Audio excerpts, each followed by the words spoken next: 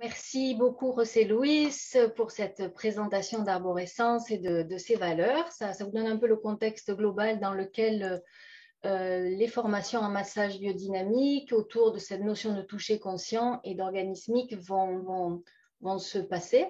Et je vais, moi, à mon tour, me présenter. Donc, je suis Fanny Bonnier, je suis et thérapeute psychocorporelle spécialisée en biodynamique et formatrice en massage biodynamique, et tout ça depuis plus de 10 ans. Et j'ai donc beaucoup œuvré dans des formations en massage biodynamique que j'ai élaborées dans une école de massage bien-être à Paris. Et depuis quelques mois, j'ai eu la chance d'être sollicitée par une partie de l'équipe d'arborescence et de les rejoindre. Et je suis ravie vraiment d'aller animer des formations à Dijon, hein, au centre à Dijon, dans une équipe qui partage ces valeurs et les valeurs qui me touchent aussi. Voilà. Et pour le thème de ce soir, donc, je vais commencer par présenter le toucher conscient à travers le massage biodynamique dans un premier temps. Et après, je laisserai la parole à Fabrizio Stasi, qui est là aussi, pour que lui aussi nous fasse bénéficier de son apport autour du toucher conscient et de l'approche organismique, sachant que tous les deux, nous intervenons dans la formation longue, dans le cursus de formation au massage biodynamique que je vais vous présenter là dans mon intervention. Voilà, donc le toucher conscient, donc vous allez le voir à travers ce que je vais vous raconter du massage biodynamique, quelle place l'aspect de conscience et de toucher œuvre, quelle place prennent vraiment ce concept-là de toucher conscient à travers l'approche du massage biodynamique. Et tout d'abord, je vais vous présenter les origines du massage biodynamique pour celles et ceux qui ne le connaîtraient pas. Il provient d'une approche psychocorporelle élaborée par Gerda Bojesen, qui était norvégienne, qui était tout d'abord psychologue et clinicienne, plutôt de sensibilité freudienne, et également physiothérapeute. Physiothérapeute, pour ceux qui ne savent pas, c'est l'équivalent de kinésithérapeute. Donc, on voit déjà que dans sa formation de base, il y a la convergence entre les problèmes psychiques de la psyché et le travail du corps. Et vraiment, c'est ce qui va guider tous ses travaux. Donc, elle va beaucoup travailler. C'était une chercheuse, une grande travailleuse. Elle avait beaucoup de plaisir dans ses recherches et beaucoup de plaisir à masser des heures durant. Et à partir de ses recherches, mais aussi de son expérience personnelle dans sa pratique clinique et dans sa thérapie personnelle aussi, elle va explorer tout un tas de techniques de massage et notamment pour aller répondre à un concept que José Luis a abordé tout à l'heure dans la présentation d'arborescence, pour s'occuper de la névrose et surtout, comme elle était aussi très sensible aux travaux de Wilhelm Reich et qu'elle a continué aussi à développer ses travaux, de voir comment la névrose impactait le corps. Elle a mis au point une sorte de concept qui s'appelle la névrose incorporée, qui va guider tous ses travaux. Alors, qu'est-ce que c'est la névrose, hein, pour résumer un petit peu pour chacun là? Eh bien, c'est chaque personne, quand elle se développe dans un milieu spécifique, dans un environnement, et elle va, du fait de comment elle est organisée, du fait de comment elle est équipée corporellement et psychiquement, s'adapter à ce milieu et voire même se suradapter. Plus ce milieu va être hostile, insécure, plus elle va développer des défenses, des armures pour survivre. Et ces défenses et ces armures, elles vont toucher tant le niveau psychique que le niveau corporel. Donc, elle va faire une sorte de compromis, hein, entre ce qu'elle aimerait et ce qu'elle peut faire dans son milieu. Et ça va impacter son corps en le privant peu à peu de sa pulsation naturelle. Ça va empêcher sa libre pulsation de se faire, ça va empêcher la libre circulation de son énergie vitale, hein, plus ou moins, et surtout par la répétition de plus en plus. Et à partir de ce constat, et parce que le corps justement est équipé physiologiquement pour aller dans le sens de la vie et de l'équilibre, eh bien, et d'ailleurs, notamment grâce au système nerveux autonome dont José Luis a parlé hein, en préambule dans les valeurs de nos approches psychocorporelles, eh bien, Gerda Boyesen a mis au point toute une palette de massages et de techniques corporelles qui vont justement favoriser le retour à cette pleine pulsation de vie, à cette énergie vitale, pour aider les gens à se libérer de cet impact de la névrose. Alors, elle a commencé dans ses travaux à travailler avec des massages très profonds et très provocants parce qu'elle travaillait avec un public qui était très impacté par des traumas assez graves et depuis très longtemps. C'était très chronique, donc leur posture, etc., était très impactée. Et elle travaillait dans un institut qui l'avait invité à travailler dans les structures profondes et avec la douleur. Mais ces massages-là n'étaient pas indiqués ni adaptés à tous les publics, notamment à certaines sensibilités. Et elle s'est penchée petit à petit vers une voie plus douce pour le massage.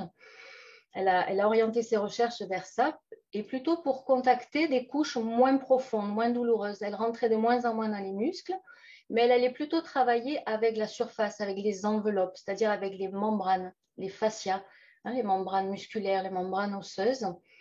Et elle suivait de plus en plus ce processus naturel de digestion émotionnelle que notre corps est capable de mettre en œuvre.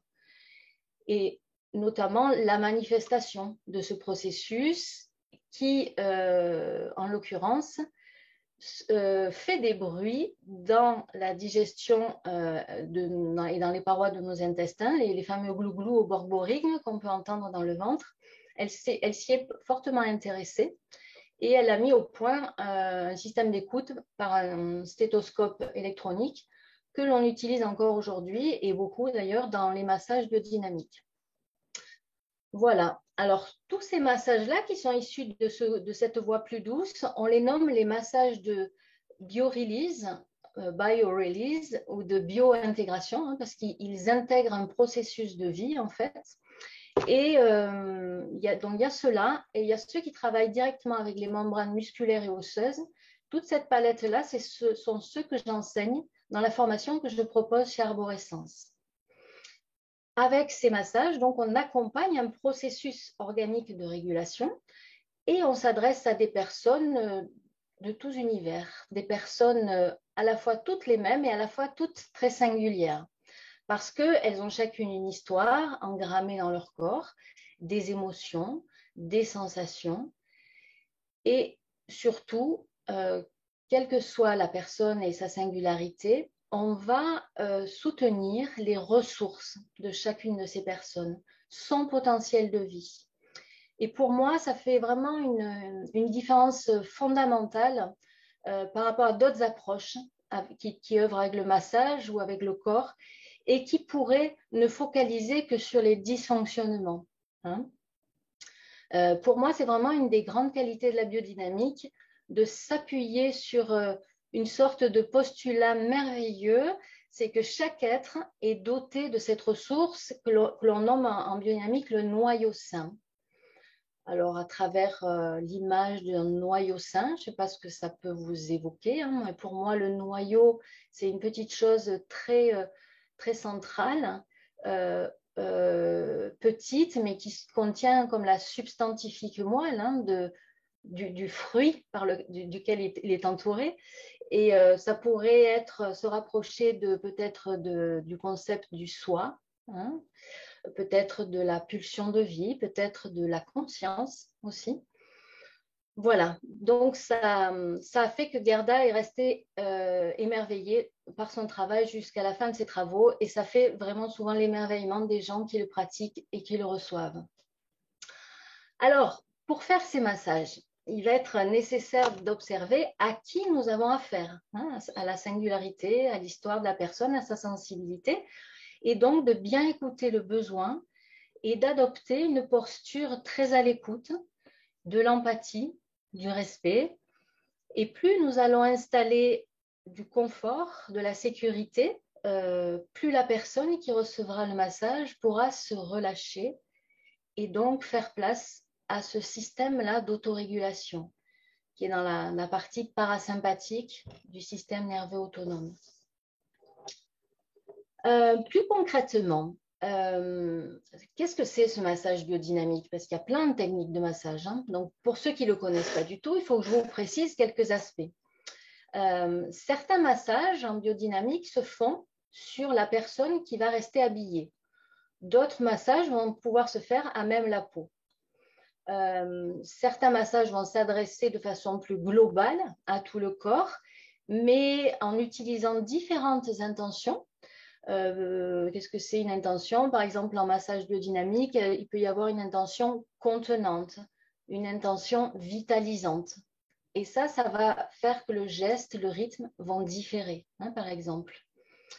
Après, on a des massages qui sont plus précis, plus subtils. Ils vont travailler donc avec ce dont je vous parlais tout à l'heure, avec les enveloppes des muscles, hein, les fascias, les membranes, avec l'enveloppe de l'os. Donc, on va travailler dans la profondeur et la douceur, avec des zones plus précises du corps, les mains, les pieds, la tête, le ventre.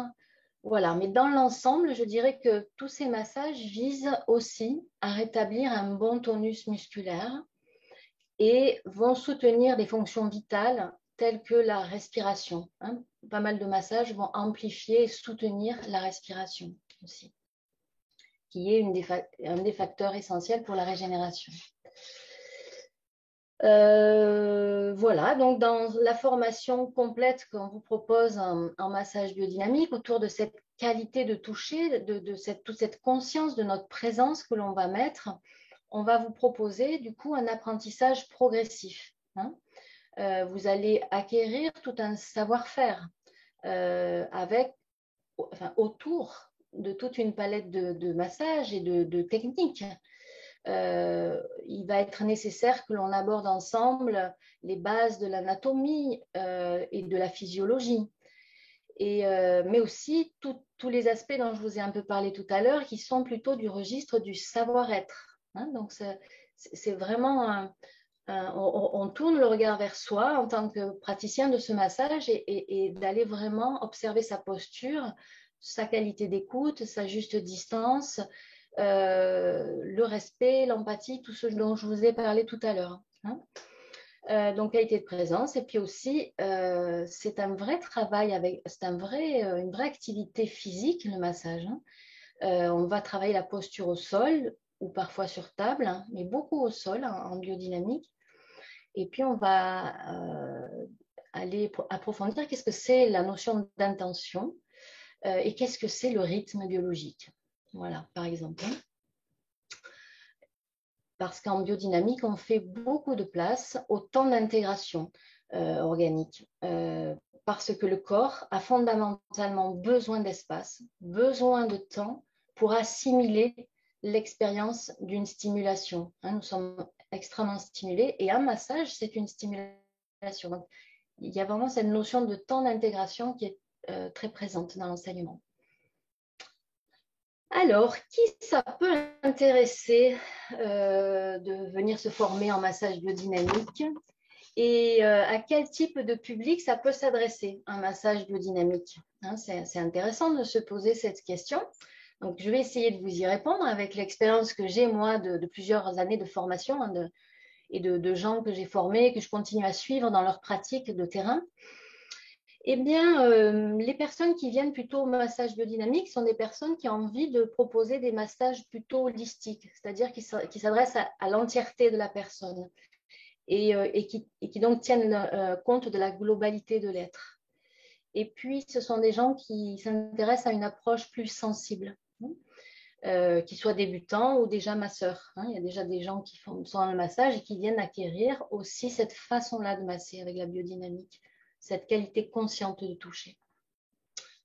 Et puis, il y a aussi un public de gens qui viennent se former, qui sont déjà dans l'accompagnement et qui voudraient inclure la dimension du toucher dans leur façon d'accompagner leur public. Par exemple, des sophrologues, des relaxologues, des naturopathes, du personnel soignant, des psychologues, des kinés qui n'ont pas été assez formés au massage, des ostéopathes, etc., etc. Hein, tout un tas de professionnels.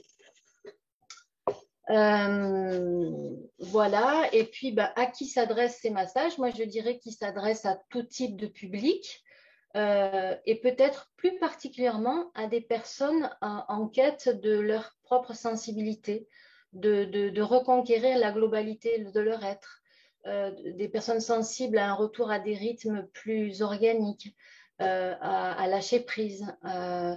Voilà, et peut-être des publics aussi qui sont un peu délaissés des univers du massage plus classique, plus standard des spas et instituts de beauté. Voilà. Moi, j'ai formé beaucoup de gens qui vont masser des personnes âgées, qui vont masser des personnels de crèche, par exemple, qui sont exténués, qui vont masser dans les EHPAD, qui vont masser des publics ayant subi des violences, qui vont masser des publics SDF, voilà, donc en grande précarité, parce que cette qualité de toucher, de conscience, permet vraiment de recontacter du bon en soi, hein, du bon et de la régénération, de la récupération. Voilà, donc c'est a priori pas le massage biodynamique, le grand standard des spas et des centres de soins, pardon, des centres d'esthétique, mais ça change, ça encore aussi. Il y a vraiment des gens dans ces centres-là qui ont soif de s'ouvrir à ce genre d'approche plus sensible, plus globale. Et puis aussi, ils ont une demande de leur public, hein, voilà, qui est grandissante. Voilà pour ce que j'avais à vous dire pour le massage biodynamique, sa dimension consciente et la formation. Peut-être, José Luis, tu peux mettre à l'écran le déroulé de la formation juste pour que vous ayez à l'esprit bien tout ce qu'on propose comme formation. Voilà, on a donc le parcours masseur biodynamique complet qui permet vraiment d'accéder à un métier, hein, avec en premier lieu, j'ai mis, vous voyez sur la première ligne, donc un stage expérientiel de prérequis qui s'appelle Toucher conscient et massage biodynamique, où interviennent donc Fabrizio, Myriam Gablier aussi et moi-même sur 4 jours. Donc, il aura lieu du 17 au 20 février 2022 à Dijon. En deuxième partie, donc, si vous avez aimé à travers ces 4 jours cette approche du toucher conscient et du massage biodynamique et que vous avez envie d'aller plus loin, vous pouvez accéder au cycle Masseur biodynamique 1.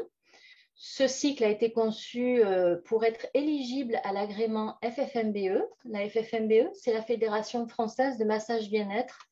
Et en France, c'est la seule qui œuvre vraiment pour la reconnaissance du massage comme un métier. Donc, moi, je trouvais intéressant que l'on puisse adhérer à cette fédération et que les stagiaires qui feraient ce parcours puissent avoir une reconnaissance de cette fédération-là pour être ensuite à leur tour dans leur univers professionnel, être reconnus. C'est un gage de qualité en fait et ça leur facilite l'accès s'ils se déclarent après en tant qu'activité professionnelle, ça leur facilite l'accès à une assurance professionnelle. Donc dans ce cycle, vous le voyez à l'écran, il y a 7 modules de 3 jours donc de formation progressive en présentiel et ça démarre en mars 2022. Puis une journée de certification en décembre 2022. Et tout cela de présentiel sera suivi en 2023 par 2 journées de supervision de pratique en distanciel pour vous suivre un peu sur le terrain de votre pratique professionnelle. Voilà, bien sûr, tout ça agrémenté d'heures, une centaine d'heures de pratique personnelle en fait, de lecture d'ouvrages fondamentaux, d'échanges entre stagiaires, etc. Donc, c'est assez intense. Hein. Et puis, si vous avez envie encore de passer à la vitesse supérieure, il y a dans le numéro 3, là, vous avez cycle masseur-masseuse biodynamique 2, approfondissement. Donc là, il y a 6 modules de 3 jours en 2023, de janvier à novembre, pour aller plus loin, pour consolider vraiment cette posture, ce toucher conscient et la profondeur cette fois-ci du toucher, où là on va rentrer un peu plus dans ces structures musculaires profondes. Et ça va vous donner, ça donne beaucoup plus d'assurance dans le toucher, ça donne beaucoup plus de professionnalisme et d'oser aller vraiment plus loin dans l'accompagnement des processus organiques. Voilà, je crois que j'ai fait le tour de ce que j'avais à vous dire. C'est 19h33, c'est pas mal, ça laisse à peu près le même temps à mon collègue Fabrizio pour s'emparer de sa partie. Et puis, n'hésitez pas à écrire vos questions dans la discussion si vous en avez, ou on reviendra après l'intervention de Fabrizio pour un temps d'échange et vos questions ou vos commentaires. Merci beaucoup à toi, Fabrizio. Merci Fanny. Alors, je me présente, je m'appelle Fabrizio Stasi, je suis italien. Je vais vous demander des excuses pour mon français un peu grossier, donc de temps en temps je vais dire des bêtises, vous allez me corriger, Fanny et José Luis surtout, si je dis des choses qui n'ont pas de sens en français, j'essaie de les traduire directement de l'italien. Voilà, donc je vais un moment me présenter. Donc j'ai commencé mon parcours de travail comme masseur, en fait en Italie. Il y avait à l'époque deux formations de kinésistes. Il y avait une formation de kinésiste qui donnait accès à un travail surtout sur des salles de gym de réhabilitation. Et puis, heureusement, il y avait une autre formation qui était de masseur kinésiste. Et c'est celle-ci que j'ai fait. Donc, effectivement, cette formation-là était beaucoup plus centrée sur le massage en soi. Souvent, les kinés ne touchent pas trop les personnes. Et ce type de formation était vraiment génial dans ce sens-là. Donc, j'ai commencé comme masseur. J'ai développé aussi à travers l'étude de la posturologie, donc la méthode Mézières, la méthode Bertera, qui sont des méthodes françaises en fait. Et puis, j'ai vu que les personnes que je traitais étaient évidemment pas seulement là pour se soigner le corps, mais ils avaient besoin de parler, ils avaient besoin d'être rassurés. Et donc, petit à petit, je me suis intéressé à la psychologie. Je fais un parcours sur moi-même et je suis tombé sur la psychothérapie corporelle.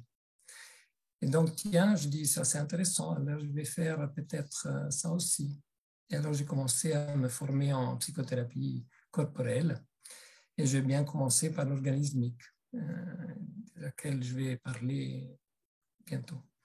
Et donc, j'ai fait toute la formation d'organismique, mais le problème, c'est qu'en Italie, pour pouvoir exercer comme psychothérapeute, il faut être diplômé en psychologie. Donc, j'ai dû faire aussi la formation en psychologie. Donc, je me suis diplômé en psychologie.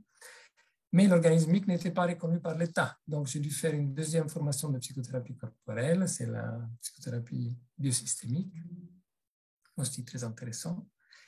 Et de là, j'ai continué. Je n'ai pas encore arrêté, en fait, parce que je suis passé par la bioénergie. J'ai fait la formation comme conducteur de classe de bioénergie. Et puis, récemment, j'ai touché la biodynamique. Et donc, je me suis formé aussi à la biodynamique. J'ai fait une formation raccourcie, comme j'étais déjà thérapeute psychocorporel. Et donc, voilà, ça c'est plus ou moins mon parcours. J'ai travaillé donc à Bologne quand j'étais en Italie comme masseur, puis comme masseur et comme psychothérapeute. J'ai changé mes pantalons et j'ai changé de session. Et puis, depuis que je suis à Bruxelles, parce que maintenant ça fait 10 ans que je suis à Bruxelles, j'ai mis à côté le travail de kiné et je travaille comme psychothérapeute corporel. Mais en fait, j'utilise toujours et bien volontiers toute ma compétence sur le point de vue du massage et du contact. Et donc c'est pour ça que je participe aussi à Arborescence, dans le sens que dans la formation de massage, je participerai au premier module de prérequis, où dans la première journée, je gère un premier contact dans la relation du massage. C'est-à-dire que dans cette journée-là, je vais vous proposer des expériences sur la relation en général et sur l'effet que la personne qui est touchée reçoit du point de vue de la relation. Donc, les émotions qui se mettent en route dans cette situation. Et même avant de commencer le massage, simplement ce qui se passe dans la relation entre deux personnes du moment qu'ils sont en contact visuel, par exemple, même s'ils ne se touchent pas. Et surtout, comment les personnes qui vont masser vont se sentir par rapport aux clients. Donc, il y a des fois des clients qui, à première vue, nous plaisent bien et d'autres qui nous plaisent moins, par exemple. Qu'est-ce que je vais faire dans ce cas-là? Quelle posture je vais assumer? Quelle posture émotive? Et quelle sera mon intention dans le travail? Comment je peux gérer mon intention selon la personne que j'ai en face? Si c'est un homme, si c'est une femme, il y a toute la dimension sexuelle qu'il faut connaître et savoir gérer, par exemple. Donc, ça sera mon apport dans le module du prérequis. Et puis, je participerai aussi avec le 6e module, si je ne me trompe pas. Ça sera en septembre 2022. Et ce sera un module entier qui va un peu creuser dans les compétences de l'anatomie et de la physiologie du système musculo-squelettique et aussi neurologique, digestif, je dirais, et aussi circulatoire. Donc, on va toucher un petit peu. Évidemment, ça, c'est un domaine énorme, mais on va toucher un petit peu pour avoir un peu l'idée de ce qu'on va toucher quand on travaille. Et j'apporterai aussi mes compétences par rapport au massage, disons, classique, comme on apprend dans les écoles, dans les hôpitaux, dans les écoles de massothérapeutes. Voilà, donc ça, c'est plus ou moins mon apport dans la formation de massage. Ce soir, je vais aussi vous parler un petit peu d'autre chose, c'est-à-dire de l'approche organismique. Pourquoi? Parce que l'idée de ce webinaire, c'est le toucher conscient. Et le toucher conscient concerne beaucoup la psychothérapie organismique parce qu'elle est basée principalement sur le toucher. En quelques mots, l'idée, c'est que une personne blessée, une personne qui a développé une névrose, comme déjà Fanny a cité, en quelque sorte, va créer une crispation du corps quelque part. Et ça, c'est justement la cuirasse qui en premier Reich a vu. Et donc Reich a parlé de la cuirasse musculaire, parce qu'à l'époque, c'était le premier qui analysait tout ça et il voyait surtout les crispations plus extérieures, donc les crispations des muscles volontaires. Mais avec le temps, avec ses élèves et puis Gerda Boysen aussi et d'autres, on a vu que les cuirasses ne sont pas que musculaires et qui sont développées selon la période où la blessure arrive. Donc, le plus précoce, c'est la blessure. Le plus profond, c'est la cuirasse. C'est-à-dire, par exemple, qu'il y a des personnes qui sont précocement blessées et qui ont ces blessures qui commencent même dans le ventre de sa mère et dans la première partie de leur vie. Donc, c'est des périodes où le développement musculaire, par exemple, n'est pas encore prêt. Et il y a surtout il y a surtout la présence du système nerveux central. Et donc, ils vont développer une cuirasse surtout à ce niveau-là. Et comme ça de suite, donc si la blessure arrive un peu plus tard dans le développement, il pourrait avoir, par exemple, une cuirasse au niveau des organes internes qui se développent à partir du feuillet embryonnaire endodermique. Et puis après, quand le développement du corps et de la musculature sera au point, et c'est là alors c'est en fait les blessés qui sont les moins graves. C'est les blessures qui arrivent sur le niveau mésodermique et donc ils vont se ancrer surtout sur le tissu musculaire. Et justement, Gerda Boysen a trouvé aussi d'autres aspects qui concernent la cuirasse, donc d'autres tissus qui vont se crisper pour ça. Donc l'idée, en gros, pour ne pas faire trop long, c'est que la psychothérapie organismique agit sur ces blessures avec le toucher. C'est-à-dire que quand on comprend que la personne a isolé une partie de soi, que ce soit une partie musculaire, que ce soit une partie plus profonde, mais en tout cas, elle a bloqué en quelque sorte la circulation énergétique végétative, et bien en fait, on va travailler avec le contact sur ces zones qui ont perdu consistance énergétique. Donc, pour faire un exemple, si une personne a créé principalement sa cuirasse dans les tissus musculaires, donc les personnes moins graves, ils vont avoir surtout une cuirasse qui se développe sur toute la musculature postérieure. Donc, c'est des personnes qui, par exemple, en psychothérapie organismique, on appelle surenracinées.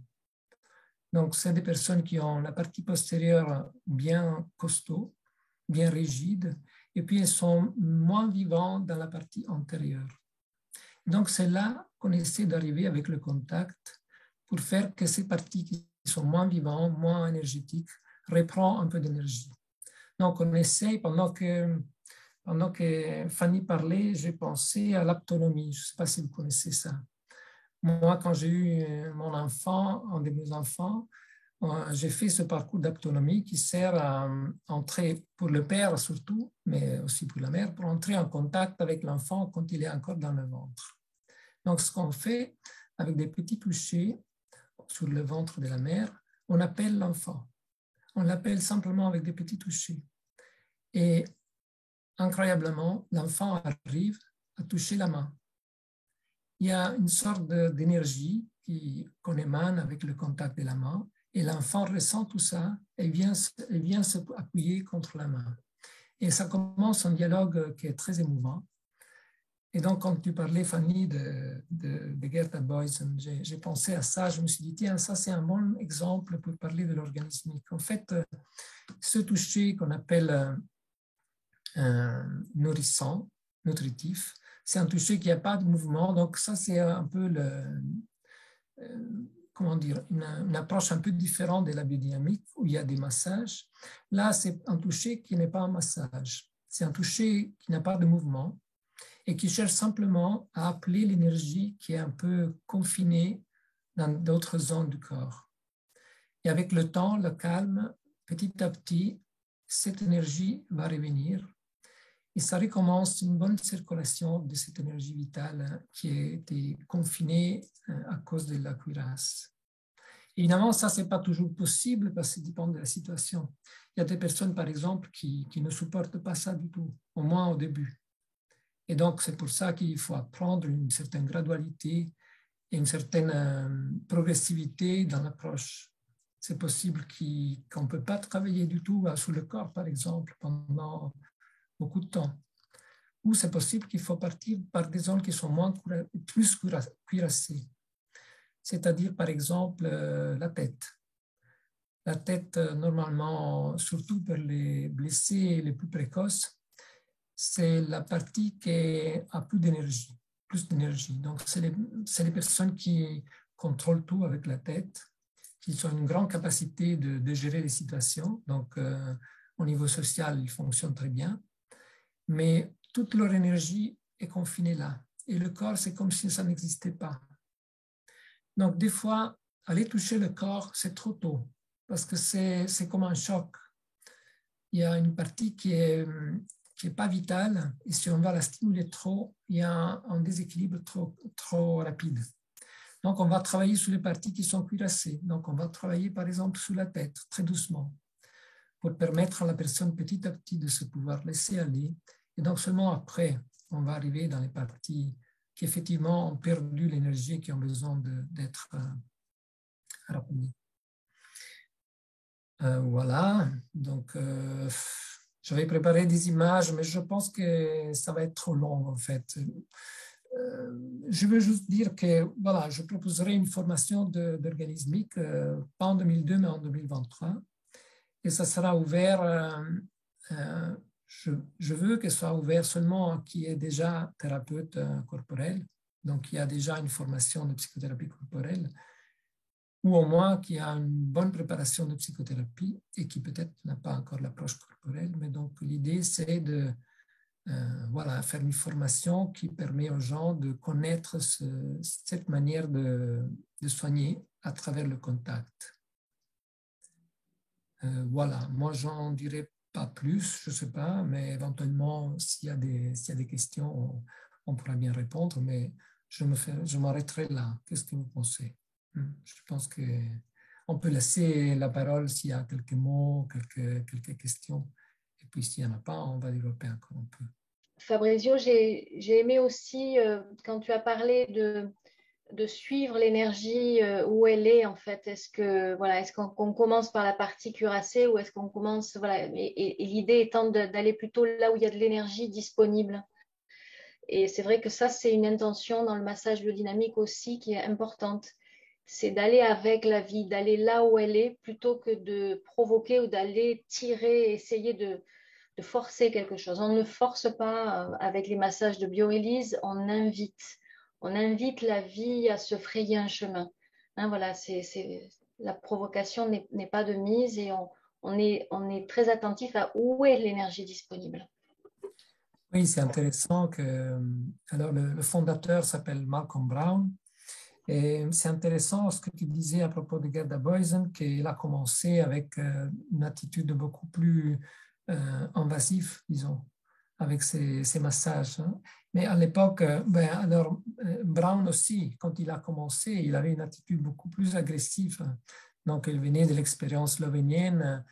Et avec le temps, évidemment, grâce aussi à sa femme qui était sa co-conductrice de formation, donc Catherine Brown, il a commencé à développer une approche beaucoup plus douce.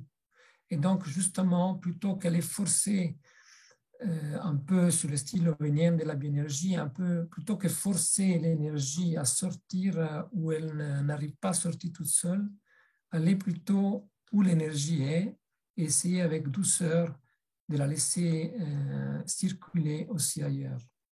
Et ça, c'est une approche que j'apprécie beaucoup. Donc, dans mon travail aussi, moi, je suis aussi toujours cette attitude très progressive. Ouais.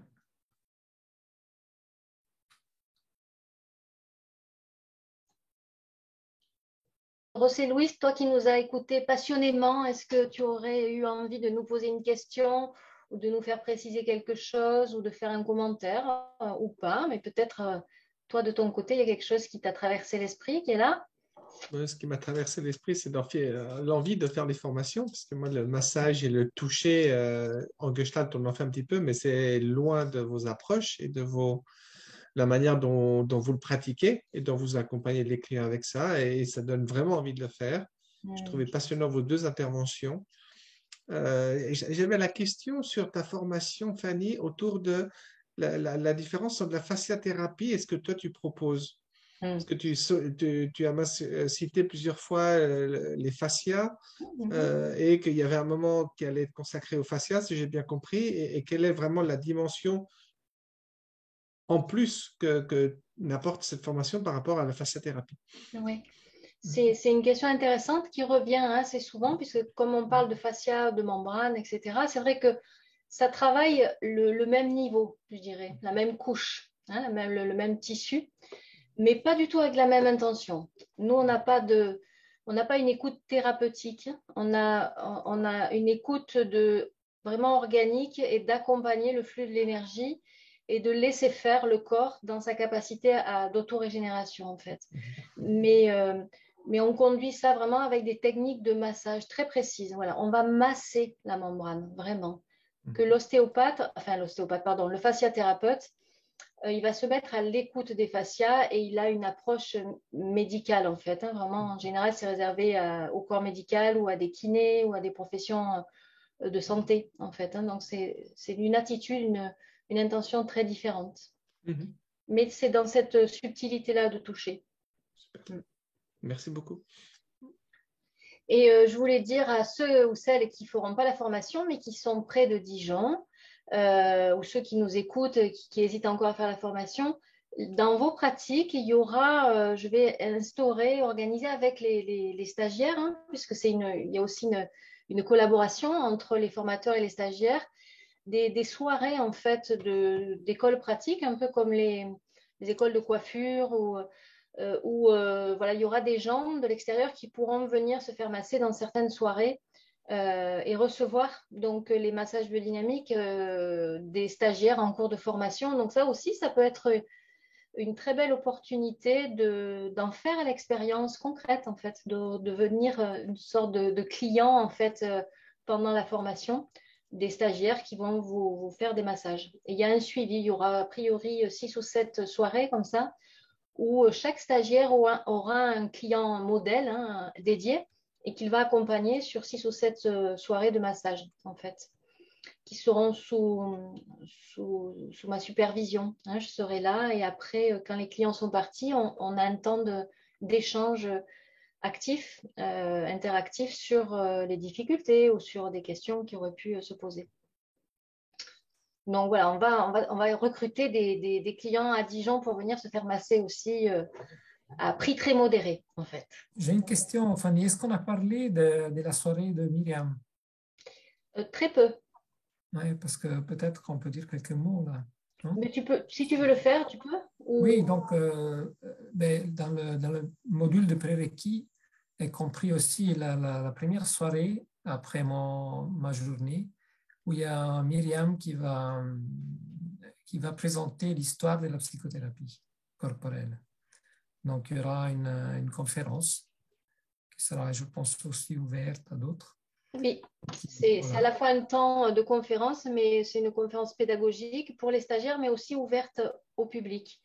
Voilà. Où elle nous exposera toute sa connaissance à la fois entre la science et la philosophie et l'histoire des thérapies psychocorporelles et de cette origine du toucher conscient, en fait. Oui. À peine, je crois. Moi, je veux l'écouter. Moi aussi. Voilà. Donc là aussi, c'est une occasion de venir nous rencontrer. Si vous ne faites pas partie de la formation, vous pouvez accéder à cette soirée le premier soir le 17 février au soir.